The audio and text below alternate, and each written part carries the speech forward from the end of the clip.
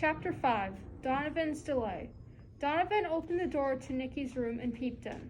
She was sitting cross-legged in the middle of her bed, surrounded by stuffed animals, toys, books, and games.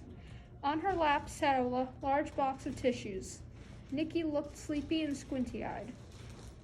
"My nose won't breathe right," she complained. Her voice came out funny, and Donovan laughed. "What's so funny?" she asked. "Nikki," Donovan said, plopping down on her bed, "you've got the snuffles." She laughed and asked, "Donnie, is that a real word?" "Yes, it is." Donovan always had to tell Nikki things. Sometimes he didn't mind, especially when his mother reminded him that he was 2 years older than his sister was, and that Nikki was just starting school. "Hey, Nikki, what do you want to do today?" Donovan asked. "I don't know, anything, I guess," she said, sniffling loudly. Nikki didn't really seem to care. Maybe we could go downstairs and look at cartoons?" "Nah, Mom wants you to stay in bed. Besides, I'm supposed to keep you company, not the TV." "Maybe we could color in my new coloring book?" Nikki suggested.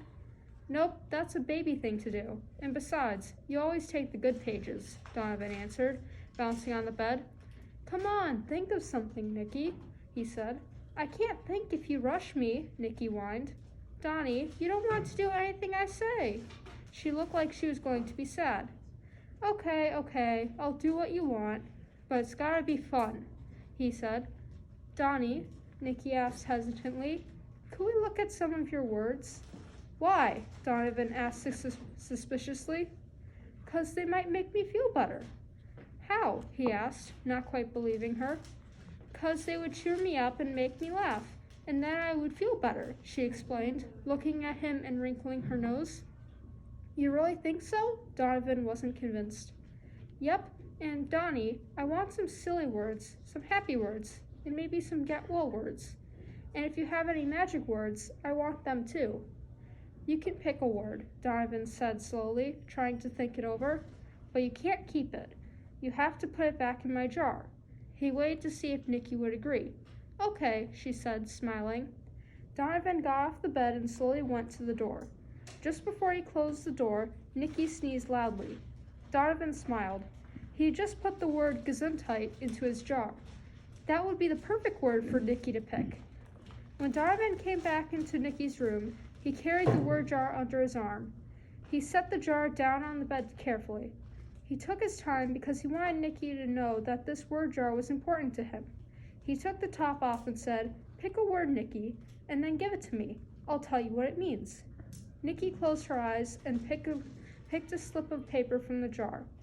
When Donovan took the paper from her, he read the word and smiled. This was going to be fun.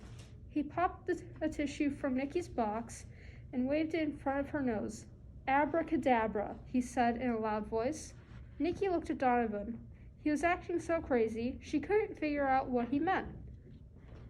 "Abracadabra," he said again, and touched the tip of her nose with the tissue.